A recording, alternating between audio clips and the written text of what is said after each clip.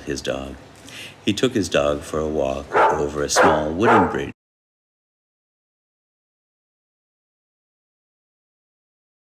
He was full of energy and loved to run around with his dog.